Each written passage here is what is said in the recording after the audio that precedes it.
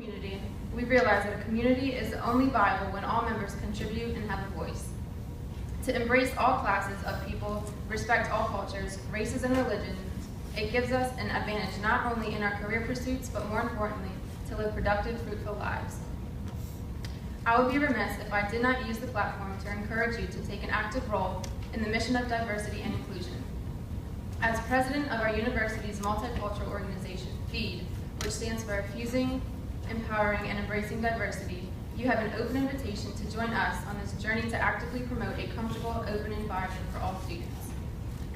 Because we are all shaped by our experiences, your presence here will ensure that the message of inclusion, mutual respect, and social justice will penetrate into classrooms, extracurricular activities, and even casual conversations, creating a more dynamic experience for the St. Francis community. At this time, Natalie Rampersad will introduce our keynote speaker.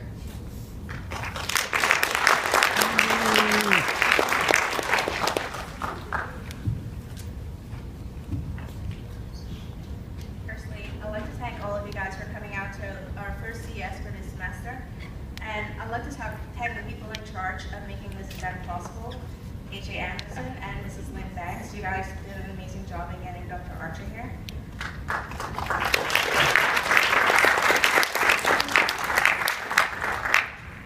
In celebration of Martin Luther King Day, we have an amazing speaker with us here tonight, his name being Dr. Ron Archer, who, like Martin Luther King, had a dream and struggled through many trials and tribulations to accomplish his goal. Today, Dr. Archer is the founder and chairman of an international think tank, a cutting-edge entrepreneur, a best-selling author, and he also served as the director of production improvement for a Fortune 500 company. He has also been honored with the Dr. Martin Luther King Award for his work in developing third world leaders and his television series, Peak Performance Under Peak Pressure. Tonight, he's going to share with us some of his methods of success that has led him to become successful not only in his financial life, but also in his spiritual life as well. To give a brief biography, Dr. Archer was born to a single teenage mother in a low-income inner city of Cleveland, Ohio. His early childhood was a life of debt and struggle for sanity. Being an illegitimate child growing up around heroin, drug dealers, and violence, Dr. Archer developed a learning disability and a severe stutter as a result of physical, emotional, and sexual abuse. He developed a deep sense of personal shame and low self-esteem. Illegitimate, Black, poor, learning disabled, teenage mother, and a crime-infested environment are all the perfect ingredients for another wasted life. Yet Dr. Archer defied his odds. Thanks to the love of his mother, an elementary school teacher, and a spiritual neighbor who took him to church, Dr. Archer started experiencing the joys of learning. And he began to believe that in America, with faith, hard work, dreams could be attained by anyone. He discovered that it was not where you start in life, but where you believe you can go. And if you're willing to climb and not quit, if you're willing to work and not whine. He earned a scholarship to all-white prep high school and went to graduate with honors, becoming the first Black student body president in the history of this prestigious school. This was Dr. Archer's stepping stone for conquering his world and the beginning of a great success story. So St. Francis University, help me and join me in welcoming Dr. Ron Archer. Dare to stand alone. Dare to have a vision for your future and dare to make that particular vision known. Good evening. Good evening. Again, my name is Dr. Ron Archer, and I'm absolutely thrilled to be able to stand before you and share a few ideas today about what we call in our business how to achieve peak performance under peak pressure. Dr. Martin Luther King Jr. once said that we have come over on different ships, but that we're in the same boat now.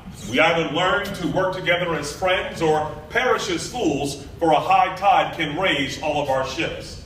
His favorite philosopher was Hegel from Germany.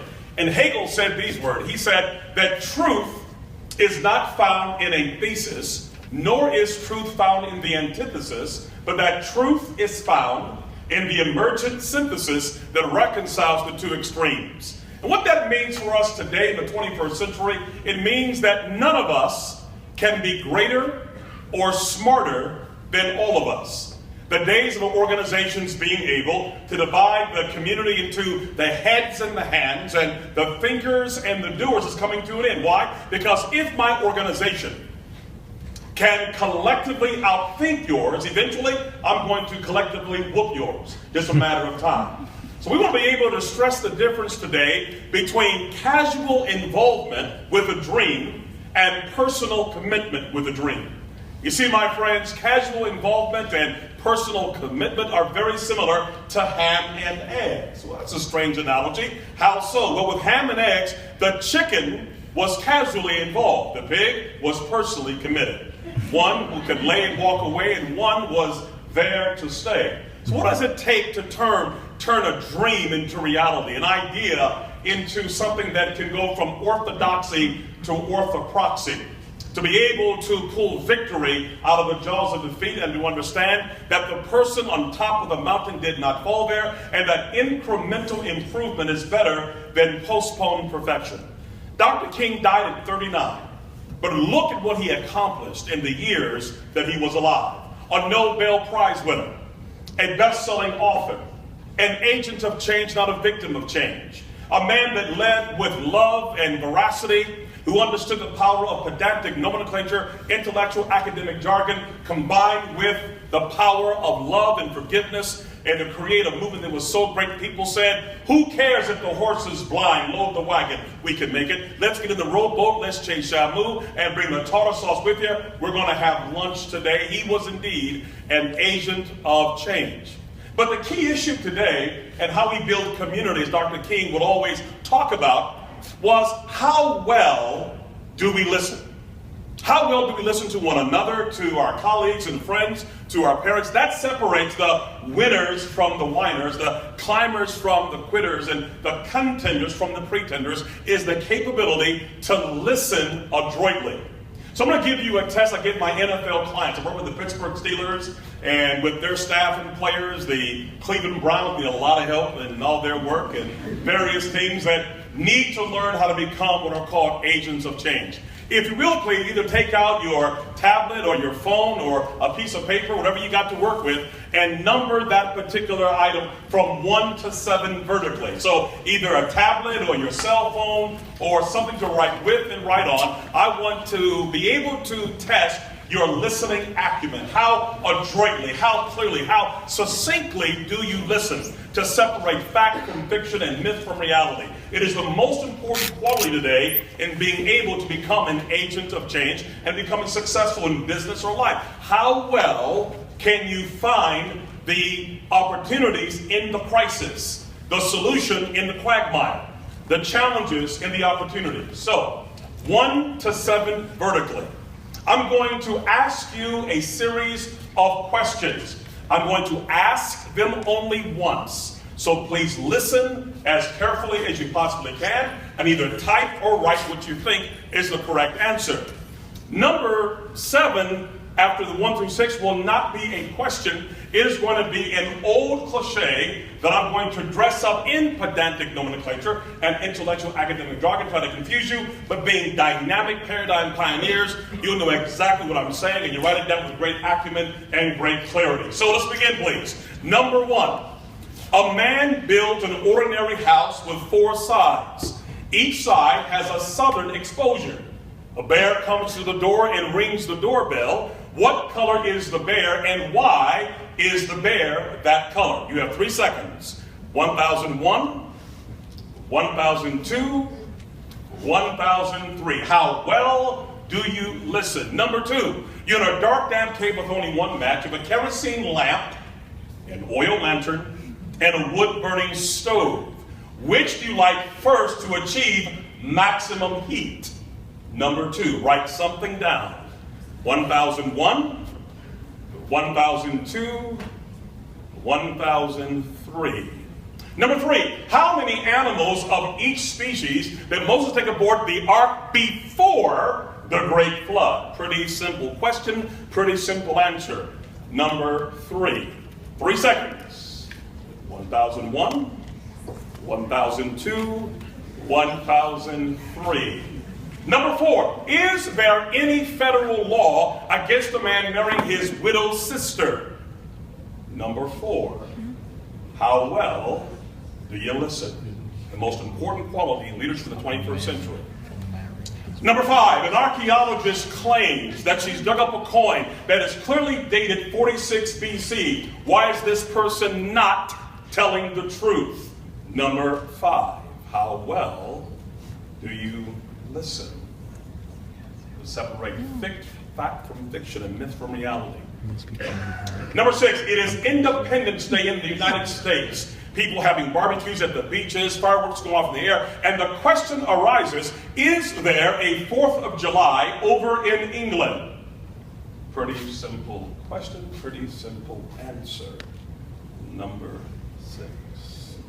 And last but not least is number 7, what is not going to be a question here, but again, a simple saying, an old familiar ideal that I'm going to dress up in academic jargon, but being great listeners, you'll figure out the imagery and write down or type in what you believe is the correct old saying in the vernacular of this particular dispensation.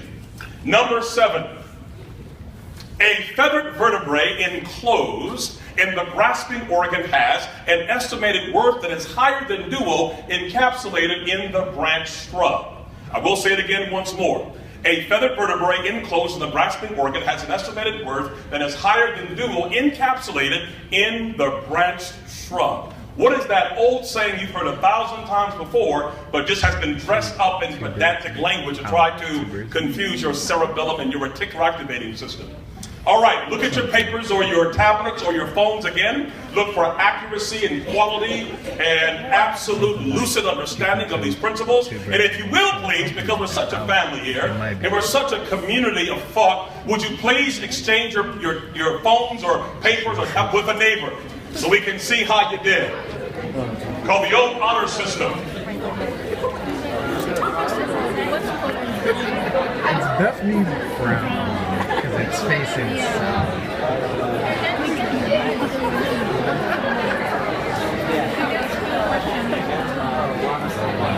How y'all doing? You alright? Sunfire. It's a really light for us to get I wasn't right. What color's the bear? I didn't write it down. Well. Let's see how well we did. Number 1, a man builds an ordinary house with 4 sides. Each side has a southern exposure. A bear comes through the door and rings the doorbell. What color is the bear? And why is the bear that color? The answer is? White. The answer is white. Why is the answer white? You're every side facing south. The only place where that's possible is North Pole. Deductive listening, polar bear, white. Kiss yourself. It's okay. It's good. Number 1, white. Very good. Number 2, what do you light first in the dark damp cave to achieve maximum heat? You light the match. Nothing else can be lit until you light the match. Little things count in relationships, in success, or in failure. How many animals aboard this ark before the great flood? How many? The answer is 0. I said, how many did Moses take aboard the ark? It wasn't Moses. You know the story. It was Noah, of course. We call that the power of inferencing. We hear what we want to hear. Number 4, is there any federal law against a man marrying his widowed sister? No. Why? He's dead. If he has a widow, he can't do anything too much, at least not in this dimensional plane of life. So there's no federal law against doing that. Number 5, an archaeologist claims she's dug up a coin that is dated 46 BC. Why is this person not telling the truth? Because they didn't know they were in BC to call things BC in BC, because BC means what? Before. They didn't know they were in before Christ to call it before Christ. We didn't call things BC to sometime in AD, so it wasn't even possible at that time. Is there a 4th of July over in England? Yes. Yeah, it's on the calendar. 1st, 2nd, 3rd, 4th. They don't have the barbecue, but they have the date. July 4th exists on the calendar. Yes, they have it. They don't celebrate like we do in America, but they have the date. And last but not least, a feathered vertebrae enclosed in the grasping organ has an estimated worth that is higher than dual encapsulated into the branch from the old saying simply is? Two birds in a bird in the hand is worth more than two in the bush. Get your answers back, please. Let's see how well we did. Two birds in hand. Something like that. What's a guy? Worth more than two in the bush.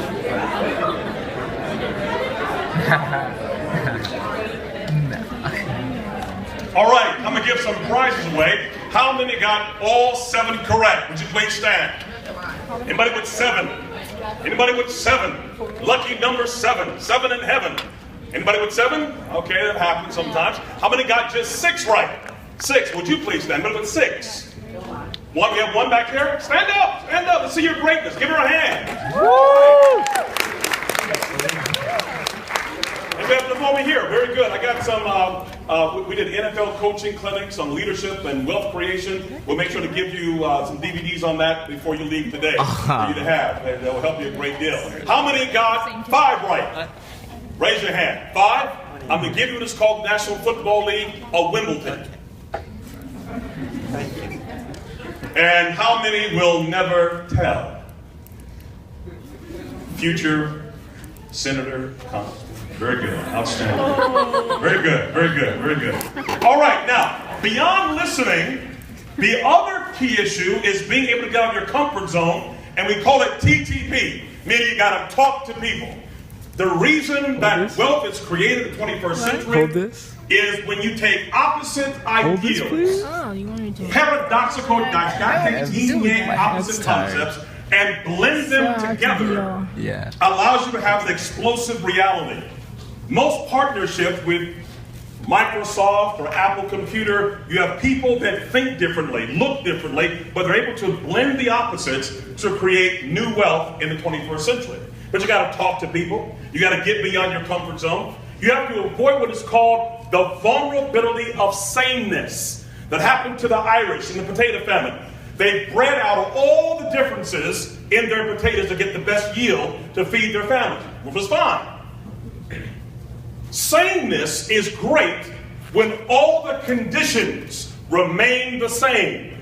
But when the conditions change, what was your greatest strength becomes your greatest weakness. When the potato blight hit and nothing would grow, the potatoes were now poisonous. 1.5 million starved to death, and 2.5 million left in the great Irish diaspora to go to America and to England. The vulnerability of sameness. Because what can kill one can then kill all. It is in the power of collaborative diversity that new ideas and new wealth and new breakthrough thinking becomes established. But it takes all of us to get out of our comfort zones and understand that reality and not being in what is called the dispensation of sameness. We're never called to be the same. We're called to be one, but uniquely different, with a blending to create a harmonious understanding of new ideas and new technology. The very person that gets on your nerve is the very person that's the key to your breakthrough and finding new technology and new understanding of wealth in the 21st century. So, what I want you to do again is take out your tablets or your phone, our last test of the day, to test how well you think outside of your proverbial paradigm box and your dispensation of sameness. I want you to give a heading to the following idea. The heading is this: a person who and a colon. That's it. A person who and a colon. I'm going to give you some descriptions. I don't want you to write down anybody's name or answers or parenthetical concepts. Just write down what I tell you in that particular heading. For example, number 1, a person who has never had a dog as a pet. Just write down, never had a dog. A person who has never had a dog as a pet. Number 1. Number 2, a person who has a cat. Somebody that has a cat as a pet. That's number 2. never had a dog, number 1, and a person who has a cat. Number 3, a person who was raised on a farm. A person who was raised on a farm. So, never had a dog as a pet, number 1. Person who has a cat, number 2. And a person that was raised on a farm. Number 4, someone who has been skydiving. Someone that has been skydiving out of a plane in a parachute and floating safely down to terra firma. That's number 4. Never had a dog, has a cat, raised on a farm, been skydiving. Number 5, someone that has gone white water rafting and lived to talk about it. White water rafting as an experience. That's number 5. You will? A person who never had a dog, has a cat, raised on a farm, been skydiving, whitewater rafting. Number 6, a person that was raised in Trinidad. A person that was raised, grew up in a beautiful island nation called Trinidad. Number 7, someone that has Native American heritage in their ethnicity. Someone that has Native American heritage in their ethnicity. Number 8, someone who has visited the Vatican in Rome, or the Holy See. Visited the Vatican. Had a chance to come up that beautiful dome and go up to the top of the Basilica and climb the rope until you get out and see the 7 hills of Rome. Very beautiful. Number 9, someone who can play the piano. Someone that can play the piano. Has the gift of playing piano playing. Number 10, someone who cross stitches as a hobby. Someone that can cross stitch as a hobby. Has that particular skill set. Cross stitches. That's number 10. Number 11, person that is the firstborn in their family. In the sibling ranking. Somebody that's the firstborn among your siblings. Almost done. Next, a person who shares the same birth month as yourself. A person who shares the same birth month as yourself.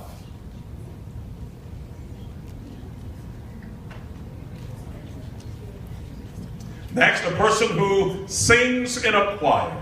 Has a melodious voice that is projected in a choir of voices. A person that sings in a choir.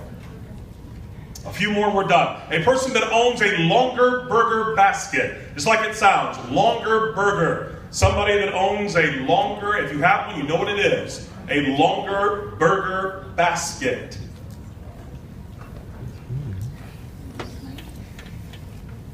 Next, a person that has visited Maui, Hawaii. Maui, Hawaii. In the great island state of Hawaii. Hawaii name. I knew it. 3 more, we're done. Person that is certified as a scuba diver. Certified scuba diver.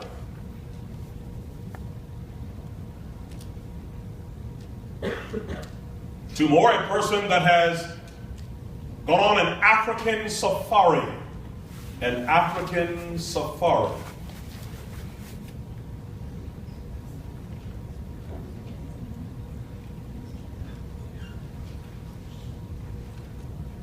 And last but not least, a person who is the baby of the family. The last born. The baby of the family. All righty, you have your list in front of you. We call this TTP.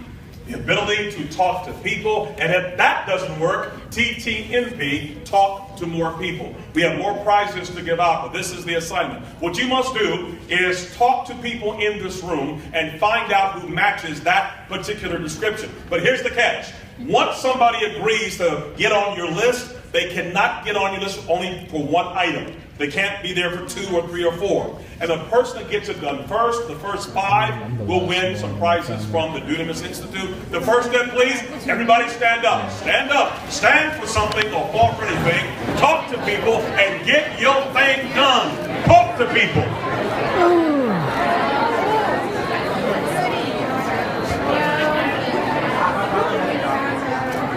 Talk to people and get your thing done. What's up, man? Last born. Your last one? Last born, yeah. Baby. Taylor. The baby. I'm the baby, yeah. It's a little weird.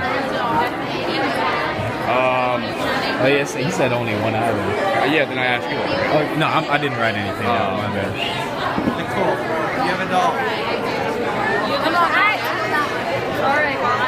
doll. Last born? Anybody need a last born? Are you last born? Yeah. Oh, last born? Exactly. Taylor.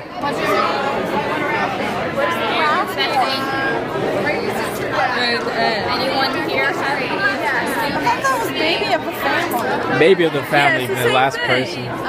What's your name? Taylor. How you spell that? Or pretender, but a storm, a significant trauma, overwhelming, reasonable mind will never leave you like it found you. The greatest movie that gives us the understanding of the effect of a storm is The Wizard of Oz. The star of that movie is not Dorothy, it's not the Tin Man, it's not even the wizard. The star of the movie is the storm. Because everybody's life was changed by the storm. Everybody had been impacted by the storm. Everybody had been turned upside down by the storm. Dorothy lost her way. Her house picked up, thrown somewhere, landed in St. Francis University, away from family and friends and Pookie and them. Don't know where you are. Where's Pookie?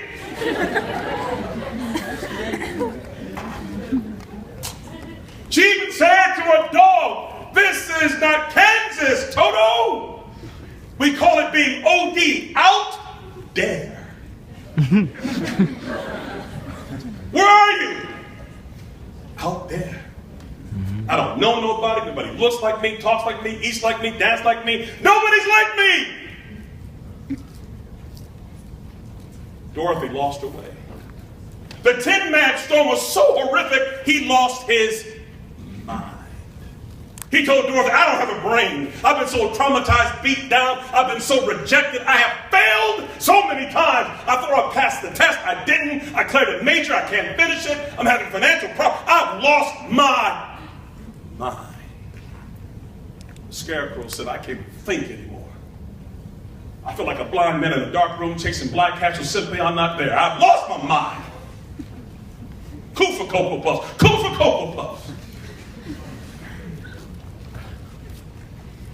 The Tin Man had an ability and a talent. Why? He held an axe in his hand, but because of his storm, he was traumatized. He could not move. Why? The pain of the past and the fear of the future kept him stuck in the present.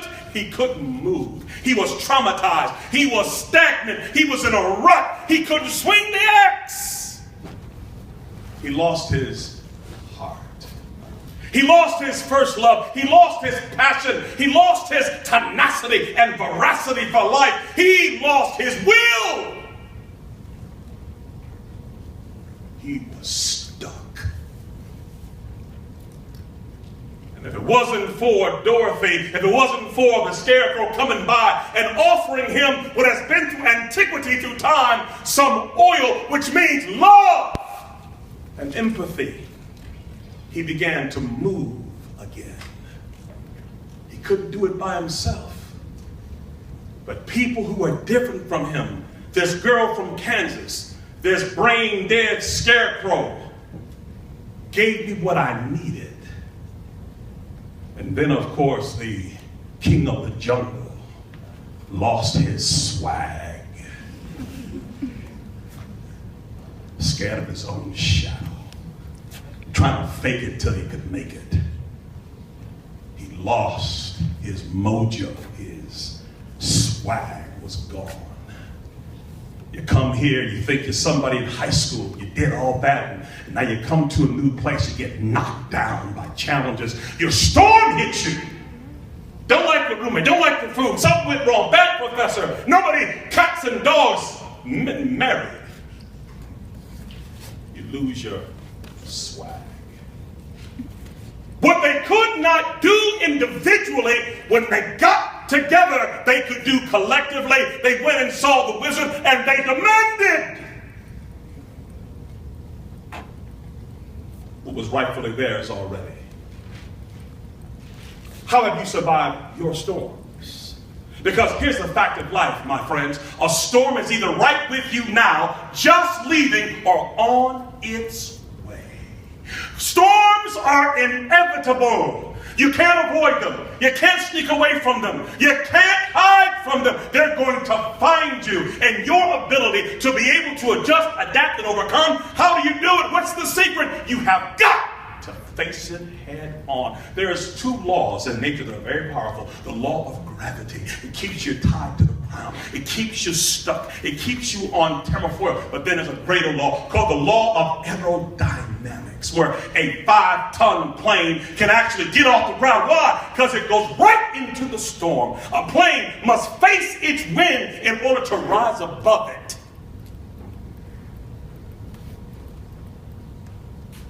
How do you deal with your storms? See, I've learned something in 25 years of working with presidents and prime ministers and football players. Everybody in this room is a tea bag. Everybody here, you don't know how strong you are. They put in some hot water. And what's on the inside of you is going to come out and change everything around you. When a tea bag is put in hot water, what happens? The water changes the color, the viscosity, the taste, the smell. The entire environment is transformed by what's inside. What's inside? Life is going to find out. Life is going to challenge you and test you.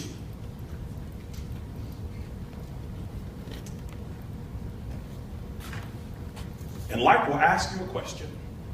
If you're trying to get to your dream, trying to get to your purpose and passion in life, life will ask you a question. Are you real gold or are you fool's gold? Sounds like Morgan Freeman. Pressure cooks the ham. We find out. You see, when a metallurgist wants to find gold, they have got to dig out of the ground 525,000 pounds of useless rock to find 1 ounce of gold. I'll say it again, 525,000 pounds of useless rock to find 1 ounce of gold. But when you find gold, it's never by itself. It's always intertwined with other things, mud and trees and all kind of carbon and other metals. And so the metallurgist has to take that slag and put it in a furnace. It's called refining. What happens? All the non-metals are separated out by the heat. And what's left is a slag of metals that are convoluted. Nickel and iron and tin and gold and fool's gold. They turn the fire up and all the metals separate. What's left is gold and fool's gold. Real gold and fool's gold look alike. They feel it. They shine alike. But what's the difference? The imposter is exposed when the flame is turned up, and through the nose test, they find out who's real and who's fake. You see, real gold is inert, which means it reacts with nothing. It doesn't corrode, it doesn't rust. It does not smell when you put it under the flame. It's inert. Gold, when burned, smells like air. But fool's gold, gives up its true identity as sulfur pyrite, which is a kind of iron. And under fire, it smells like rotten eggs. It stinks to high heaven.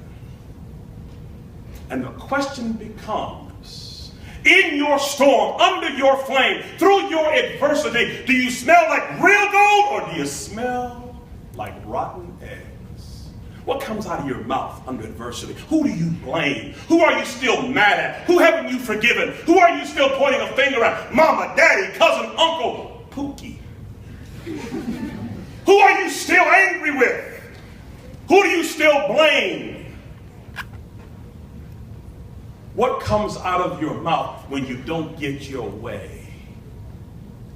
How do you handle your storm? You see, some people in hot water become like an egg. An egg gets hard, unforgiving. A potato starts off hard, but in the boiling water, it becomes soft and malleable.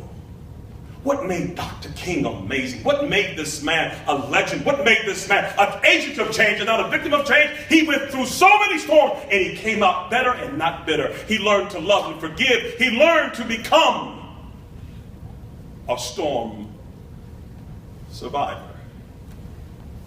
So Dr. Archer, author of 5 books, presidential advisor, tell me, man, what's the secret to surviving the storm? Developing 4 Qs, IQ, TQ, RQ, and CQ. Information quotient, talent quotient, character quotient, and resiliency quotient. Your head, your heart, your hands, and your habits impact your humanity, which changes your habitat. I'll say it one more again. Your information quotient, meaning that you never stop learning. You have an insatiable, unquenchable thirst to learn, not just from the books you read and the professors you listen to, but from everybody around you. You can learn from a homeless man. You can learn from somebody who's been a drug. You have the capacity and the veracity to look for different kinds of people who you know can teach you something about you. You're always looking to increase your information quotient, your head. Second is your heart. That is called your resiliency quotient. You understand that failure is not final. It's not the falling down, it's the staying down. When life knocks you down, you don't land on your back, because if you can look up, then you can get up, so you never give up, because you are resilient. Do you quit when it gets hard? You stay down in your misery? Or do you turn your pain into power, your wounds into wisdom, your scars into stars, and your stumbling blocks into stepping stones, and your tragedy into triumph, and your failures into fortune? Look at 2 people that understood the power of resiliency. A man was 65 years old, bankrupt with no teeth. Rough place to be in life. 65, bankrupt, no teeth. But he didn't complain and woe is me and pity party. He began to cook chicken at truck stops, and truckers loved his chicken. They began to celebrate him and sell him all over the country. And this man made money selling chicken to truckers. And somebody said, man, you should start a business. He went to the banker, and the bank said, you are 65 with no teeth and can't even chew your own chicken. How do you know it's good? He said, I need some money. True story, he was told 1,099 times, you're too old and too broke and got no teeth. No. His name was Colonel Sanders. 1,099 times. He wouldn't give up. He had this ability to pursue. Before you, hear me today, people, before you ever have a breakthrough, it's going to feel like a breakdown. But you've got to be persistent.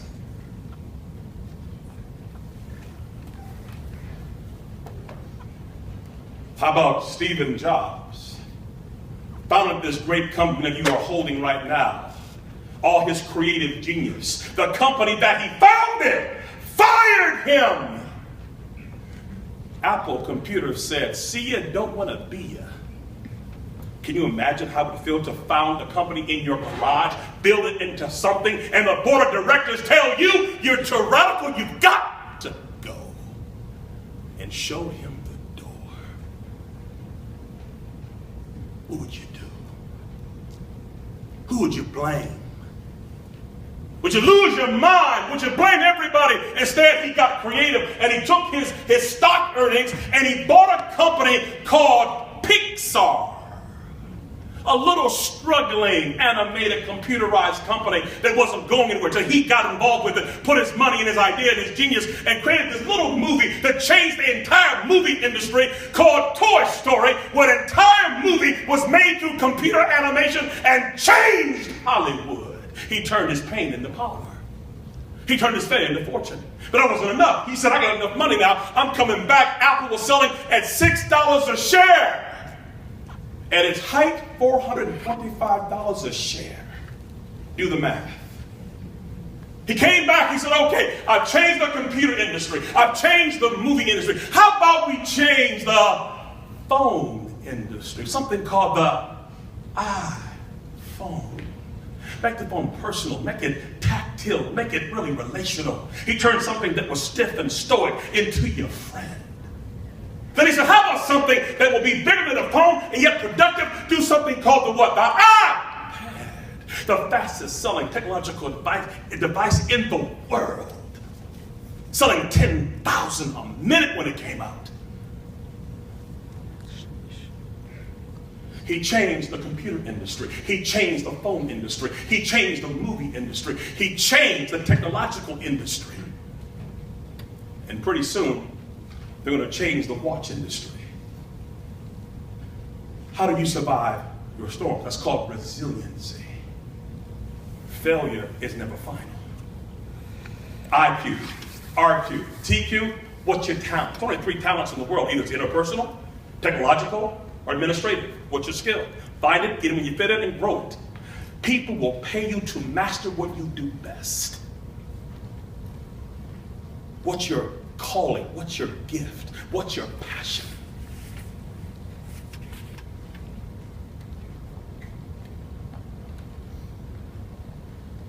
And lastly, CQ, your character quotient. You see, you can't fake it till you make it, because character will show out in the end. Who you are, the tea bag will come out in the hot water. Who are you under pressure defines who you are. Character means what? I deliver on promises made. I give you my word, it's my bond. I do what is right, not what's popular. Dr. King was leading the revolution in America. His own people said, go home, Dr. Martin Luther King. You're a coward letting people slap and spit on you. You're a coward letting people beat on you. And as you serve them, people turn their backs, but he still loved them. How's your IQ? How's your TQ? How's your RQ? How's your CQ? Head, heart, hands, habits, affection, humanity, and changes your habitat. But Dr. Archer, yeah, it's easy for you. You make your first $1 million when you were 28 years old. You bought stock, you built companies. Okay, but how do you know about my struggles, man? I come from a middle-class family or working-class family. How do you understand me? When I was 10 years, I closed. As I was 10 years old, I put a gun in my head to blow my brains out. I took my mother's .32 snub-nosed revolver, put it to my temple, and tried to pull the trigger and blast my brains all over her wall. You must ask the question, why would a 10-year-old child want to die? 10 as a child to dream being Superman, Batman, the Hulk, being a police officer, whatever you want to be. I wanted to die. The gun had a safety. I couldn't use it, but I wanted to kill myself. Because to me, life was worse than death. At 10. My family comes from immigration. My grandmother is German. My grandfather is a black Cuban. They both met and married. My grandmother was tall, thin, blonde, and blue-eyed. She was so tall and skinny and white, we called her French fry. My grandfather was black, purple black, beautiful black man from Cuba. He was so black and beautiful, we called him Hamburger. And Hamburger met French fry and made a happy meal. We had 7 McNuggets with special sauce, 7 mulatto beautiful children. They bought a home called a place called Buckeye. The American dream is coming alive for these 2 immigrants. My grandfather had a flaw. He liked to drink overproof Cuban rum. And one day he was out with his white wife, and a man that was drunk saw them together and said to my grandfather in the 1940s, he said to my grandfather, to my grandmother, why would you be a nigger lover? Why would you love this black tar baby? My grandfather's arms, big as my thighs, working the sugarcane fields. He broke the man's neck with one punch, went to the worst prison in Ohio called Mansfield Reformatory. Locked down 23 hours a day. My grandmother, being German, didn't complain. She got cancer of the eye, take out half of her face. She was getting metastasized to her brain. She couldn't work. She was sick. They lost their house, lost their car, became like homeless street urchins going from place to place. And in the end, my mom became a prostitute at 14, selling her body in order to buy food at 14. She got pregnant at 16. The pimp tried to kill the baby, threw her downstairs, made her drink, stabbed the baby with hangers and all kinds of things to kill this. It's called a trick baby. Who wants a trick baby? You're turning a trick and you get a baby. The kid was born premature with holes and no pancreas and learning disabilities and wet the bed and couldn't talk and all the rest. That baby was me. I am a trick baby, ashamed when I was young of my life and who I was. My mother was so ashamed of me, how I was conceived. She would take a picture with me when I grew up with her. And then she had this crazy woman who was her madam, named Dolores, who was a sadistic woman who hated men. And whenever she would babysit me, she would take a broomstick and rape me with it anally. And when you are sexually abused with a broomstick or any other kind of way, there are 4 rules in life. Don't talk, don't trust, don't feel, and pretend nothing is going on. Oh, I've been that baby. And going to school smelling like pee. And I stuttered so bad, my friends had a poem about me. His name is Renardo. He is a retardo. He sits on the steeple. When he talks duck, he spits at the people. By 10, it was time to check out here. I wanted to die. I understand your storm. I understand the secret that you carry. I understand what it means to be ashamed of your story. I understand to have doubts and low self-esteem and don't know if you're going to make it. I understand what it feels like to think you might not make it through this thing. But I'm alive for one reason, to let you know, yes, I was born a trick baby, but the trick was on the devil. Because God said what was meant for evil, God would use for good. That everything you have gone through in your life is a down payment on your destiny. It was a 4th grade teacher named Mrs. Spears who became my tutor in stuttering and let me read the Bible. My family was all atheistic. No faith, no Bible, no church. I knew about church as chicken, but no church. My family hated church. And this teacher, this white old lady, began to have me read scripture that said, "If God before you, who can be against you? Things that seem impossible with men are possible with God. I know the plans I have for you." And made me work in an old state recorder in Goodwill, saying things like, "The sea ceaseth, and it sufficeth us. A proper preparation prevents poor performance impossible. Punitive punishment at dawn, the dawn went down, and our oars are over and over and over and over." And she taught me something. She said, anything worth doing in life is worth doing poorly at first until you master it. The person on top of the mountain did not climb there. Yeah, I came from the sewer. I came from shame. I came from failure. But it doesn't mean you got to stay there. Get your IQ and TQ and RQ and CQ right. And understand that if you work hard and keep your nose clean and come back up from the depths of hell, there are people willing to help you if you talk to them and tell them who you are, where you come from, and keep yourself alive. Understand, what doesn't kill you makes you stronger. Dr. King told us to dream. Today, my entire family is a Christian family. My mom, my dad, my grandparents, my sister, had 3 uncles hooked on heroin. Now we have a halfway house for drug addicts. And we have churches and schools and clinics in Africa, in Germany, in the Bahamas, in Florida, because we learned one thing. Pain makes you better or bitter. But here's the key. We all have a choice. The one thing you control every single day of your life is your attitude. Your attitude determines your altitude. Is your nose up or is your nose down? When you go through life, you're going to face turbulence. Everybody does. But if you keep your nose up, you can rise above whatever you've been through and understand there's somebody else who's worse off than you, and you are here to serve. Dr. King understood that. He was alive to serve other people.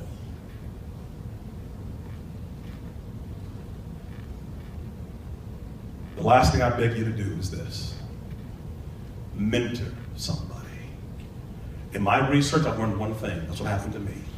I want to tell you one last thing as I leave you from St. Francis, go back to the Bahamas. You may never see me again in life, but I'm going to tell you the key to it all. The kingdom of God is at hand when you reach out and you love somebody. When you reach out and you tutor somebody. And you reach out and you forgive somebody. The kingdom of God is in your hand to love, to teach. If you can mentor somebody an hour a week, that's it, 1 hour a week for a year, you will change the IQ, TQ, RQ, and CQ. I'm not talking pedantic nomenclature or theoretical physics. It happened to me, and I've done it hundreds of thousands of times all over this world. The way you get over your pain is by sharing with somebody else who's worse off than you, and you get blessed and you grow. An attitude of service. Mentor somebody. Go back home and help somebody. Go to a cancer ward and read a story to a child who's dying of leukemia. Go to an elderly place where the people there cry themselves to sleep at night because nobody will come to see them. It don't take much. I promise you, if you do this, you'll be blessed in ways you can't even understand. And God will answer your prayers. Don't look for the miracle. Be the miracle. My name is Dr. Ronaldo I. Archer. Born a trick baby. Raped, left to die. Suicidal. Today, advisor to 3 U.S. presidents, author of 5 best-selling books, a husband, a father, a pastor, a bishop, but just Ron. Alive to tell you your better days are ahead if you just don't quit. Dream big and never settle for mediocrity. May God richly bless you on this Martin Luther King Day. Take care. God bless.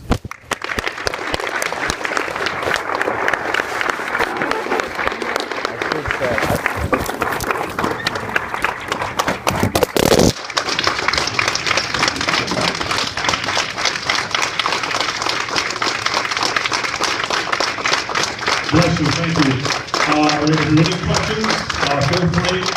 There's a microphone right here. I'm more than happy to take a few minutes to answer those that have to leave. You may leave. I do have more DVDs for those that like to get some. They're not very expensive. They're $5.